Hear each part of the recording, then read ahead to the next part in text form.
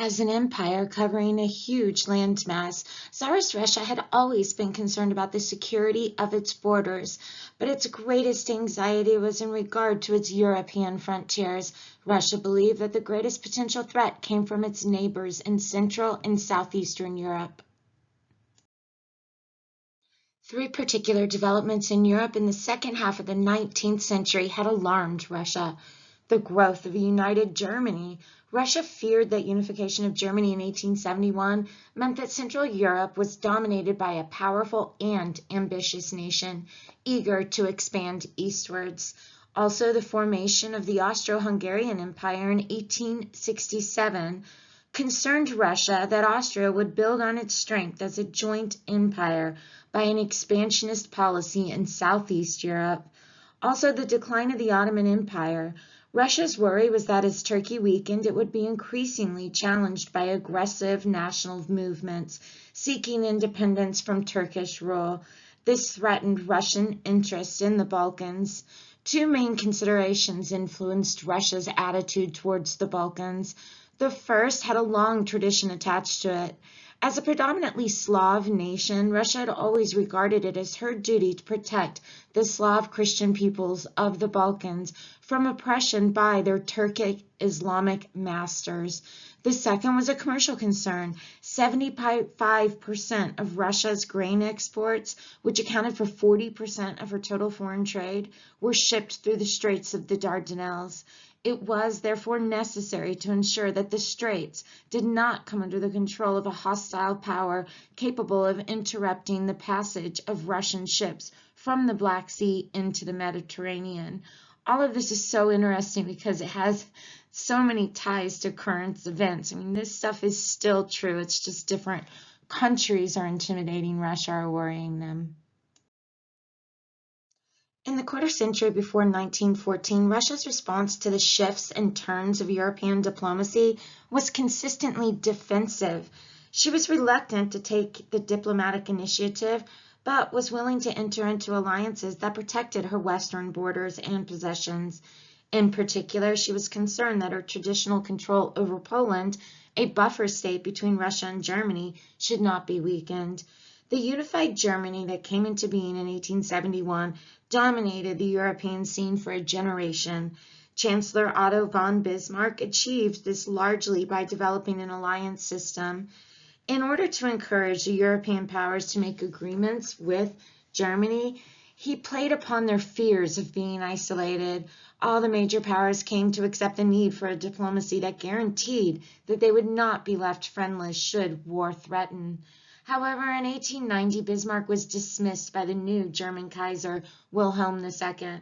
Under its new ruler, Germany adopted a more aggressive form of diplomacy that hardened international attitudes and led eventually to the splitting of Europe into two opposed armed camps.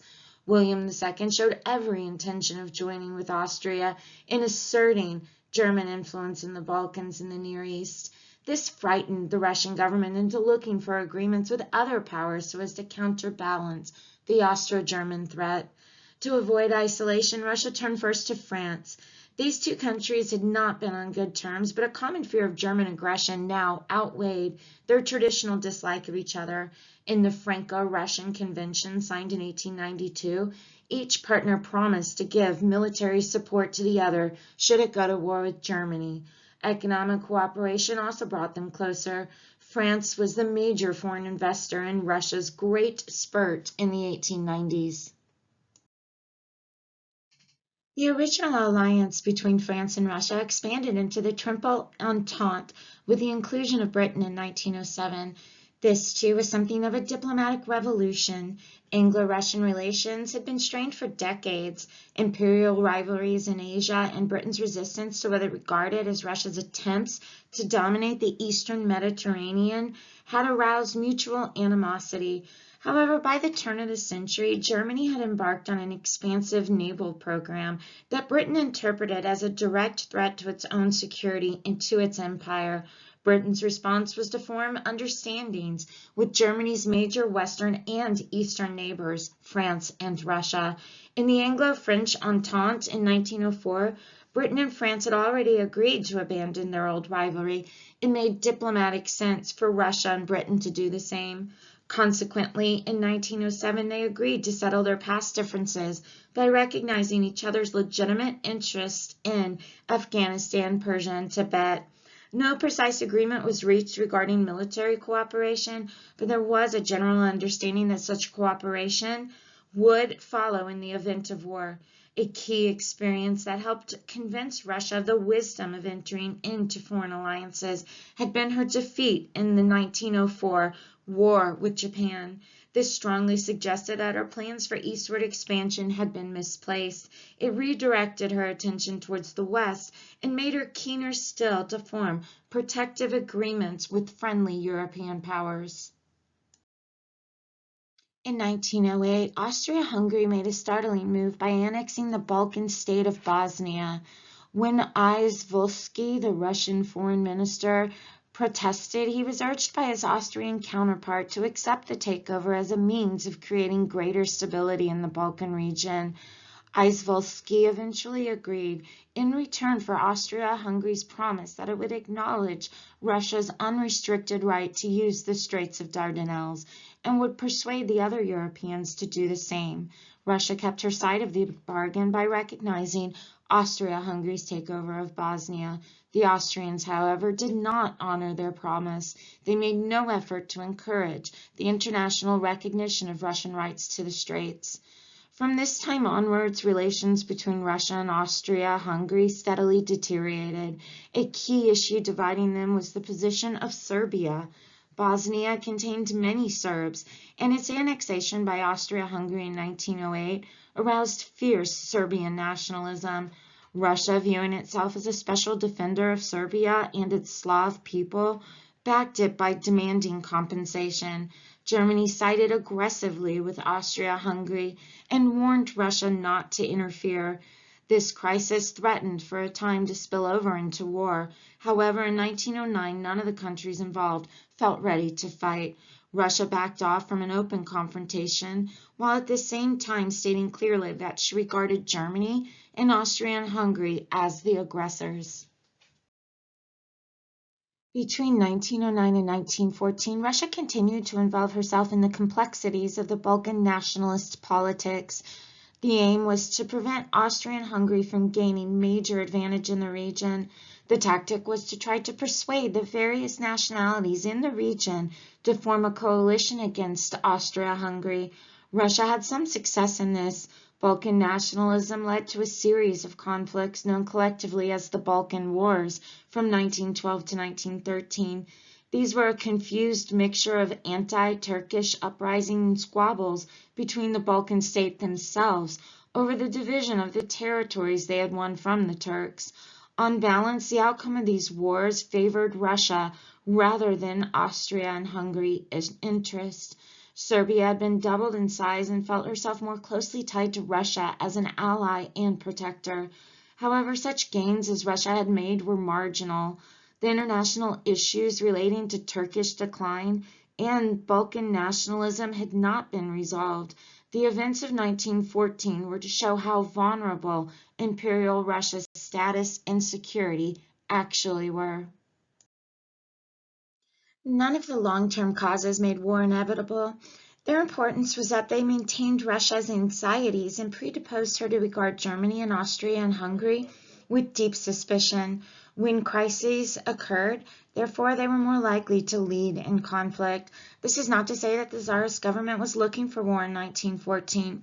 Russia's experience 10 years earlier against Japan had made her weary of putting herself at risk again, and her foreign policy after 1905 was conservative.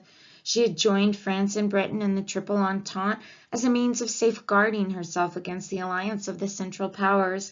However, the events that followed the assassination in June 1914 of Franz Ferdinand, the heir to the Austro-Hungarian throne, by Serbian nationalists, made it virtually impossible for Russia to avoid being drawn into a European conflict.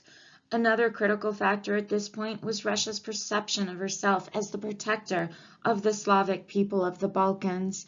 A month after Franz Ferdinand's murder, Austria and Hungary, with German encouragement, declared war on Serbia.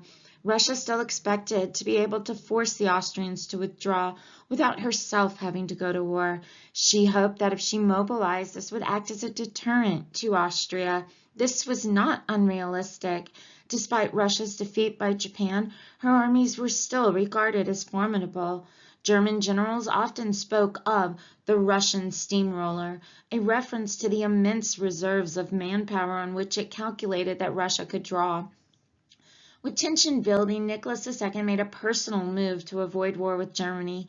In July, he exchanged a series of personal telegrams with his cousin, Kaiser Wilhelm II, regretting the growing crises in the Russo-German relations and hoping that the conflict would be avoided. But although these willy-nilly exchanges, written in English, were friendly, there was a sense in which the two emperors were being carried along by events beyond their control. It is at this stage that the great length of Russia's western frontier proved to be of huge significance. The Russian military high command had two basic mobilization schemes. First was partial, based on plans for a limited campaign in the Balkans against Austria and Hungary only. Then there was the full mobilization plan, based on plans for a full-scale war against both Germany and Austria and Hungary. Both forms of mobilization depended on detailed and precise railroad timetabling, aimed at transporting huge numbers of men and vast amounts of material. The complexity of the timetables meant that the adoption of one type of mobilization ruled out the use of the other. Horse-drawn wagons and marching men can change directions in an instant. Trains cannot. Russia's fear in July 1914 was that if she mobilized only partially, it would leave her defenseless should Austria's ally, Germany, strike at her Polish borders. On the other hand, full mobilization might well appear to Germany as a deliberate provocation. The German government did indeed warn Russia that if they mobilized, Germany would have to do the same. Here a vital fact intervened and made war unstoppable. Germany had no room to maneuver. According to the German contingency plans, if Russia mobilized, Germany would have to go to war. There would no longer be a choice. The German Schieffelin plan was based on the concept of eliminating the danger to a Germany of a two-front war against France and Russia by a lightning knockout blow against France. Speed was of the essence. Germany could not play a game of diplomatic bluff. It had to strike first. When, therefore, on the 30th of July, after a long hesitation, Nicholas chose to sign the Russian full mobilization order, he had taken a more fateful decision than he could have realized. What had been intended as a diplomatic move that would leave Russia free to hold back from war was the step that actually started the war. On July 31st, Germany demanded that the Russians cease their mobilization. On August 1st, having received no response, Germany declared war on Russia. 4 days later, Austria and Hungary did the same. Whatever the Tsar's previous uncertainties may have been, once war was declared, he became wholly committed to it. By 1917, the war would prove to be the undoing of the Tsardom, but in 1914, the outbreak of the hostilities greatly enhanced the Tsar's position. Nicholas II became the symbol of the nation's resistance in its hour of need. Watching the great crowds cheering the Tsar as he formally announced that Russia was at war, the French ambassador remarked, "To those thousands, the Tsar really is the autocrat, the absolute master of their bodies and souls." At a special session of the Duma, all deputies, save for the 5 Bolshevik representatives, fervently pledged themselves to the national struggle. It was the same story in all the warring countries. The socialist parties abandoned their policies and committed themselves to the national war effort. Lenin was bitter in his condemnation of those class traitors. He called on all true revolutionaries to transform the imperialist war everywhere into a civil war, but the prevailing mood in Russia and Europe was all against him. The early stages of the war were dark days for Lenin's Bolsheviks. vilified as traitors and German agents for their opposition to the war, they were forced to flee or go into hiding. Lenin, who was already in exile in Poland, made his way with Austrian help into neutral Switzerland. Had the war gone well for the Russia, there is every reason to think that the Bolshevik Party would have disappeared as a political force. But the war did not go well for Russia, and the reason was only partly militarily. The basic explanation for her decline and slide into revolution in 1917 was an economic one. 3 years of total war were to prove too great a strain for the Russian economy to bear. War is a time when the character and structure of society are put to the test in a particularly intense way. The longer the war lasts, the greater the test. During the years of 1914 to 1917, the political, social, and economic institutions of Russia proved increasingly incapable of meeting the demands the war placed on them. This does not prove that Russia was uniquely incompetent. The pressure of total war on all countries was immense, and it should be remembered that 6 empires engaged in the First World War, Germany, Austria, Turkey, Russia, France, and Britain, of only the last 2 survived. Differing estimates have been made of Russia's potential for growth in 1914, but however that is assessed, the fact remains that the demands of the 1914 to 1918 war eventually proved too heavy for Russia to sustain. Inflation, food supplies, and transports were always a problem.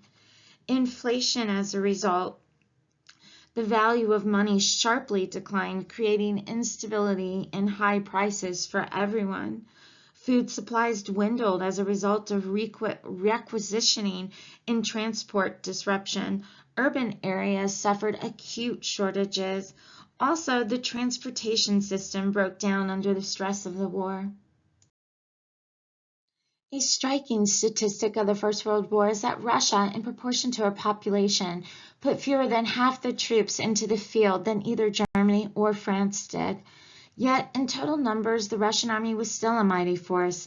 It was by far the largest army of all the countries that fought in the war. Its crippling weakness, which denied it the military advantage that its sheer size should have given it, was a lack of equipment. This was not a matter of Russia's military underspending. Indeed, until 1914, Russia led Europe in the amount and proportion she spent on defense. The problem was not the lack of resources, but poor administration and lack of a liaison between the government departments responsible for supplies. Despite its commandeering of the transport system, the military was as much a victim of poor distribution of resources as the civilian population. In the first 2 years of the war, the army managed to obtain its supply needs, but from 1916, serious shortages began to occur.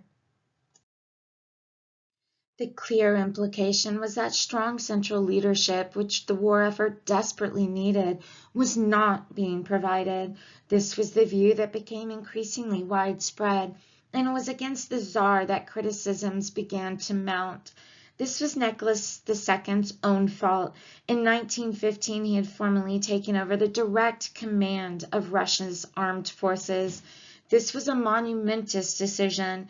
The intention was to rally the nation around him as Tsar of Russia, but it also made him a hostage to fortune. Nicholas II was now personally responsible for Russia's performance in the war. If things went well, he took the credit, but if they went badly, he was to blame. Lack of success could no longer be blamed upon his appointees. The suffering that food shortages and dislocated transport system brought to both troops and civilians might have been bearable had the news from the war front been encouraging or had there been inspired leadership from the top. There were occasional military successes, such as those achieved on the southwestern front in 1916, when a Russian offensive under General Brozilov killed or wounded 500,000 Austrian troops and brought Austria-Hungary to the point of collapse, but the gains made were never enough to justify the appalling casualty list. The enthusiasm and high morale of August 1914 had turned by 1916 into pessimism and defeatism. Ill-equipped and underfed, the peasants in uniform who composed the Russian army began to desert in increasingly high numbers.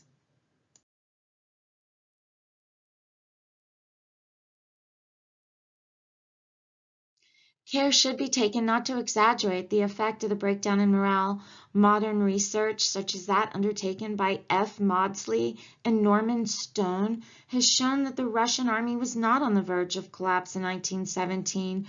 Mutinies had occurred, but these were not exclusive to Russia. The strains of war in 1917 produced mutinies in all the major armies, including the French and the British. Stone dismisses the idea of a disintegrating Russian army as a Bolshevik fabrication. With all its problems, the Russian armies were still intact as a fighting force in 1917. Stone also emphasizes the vital role that Russia played as an ally of Britain and France in tying down the German army for over 3 years on the Eastern Front. An interesting detail indicating how far Russia was from absolute collapse in 1916 is that in that year, Russia managed to produce more shells than Germany. To quote the findings is not to deny the importance of Russia's military crisis, but it is to recognize that historians have traditionally tended to overstate Russia's military weakness in 1917.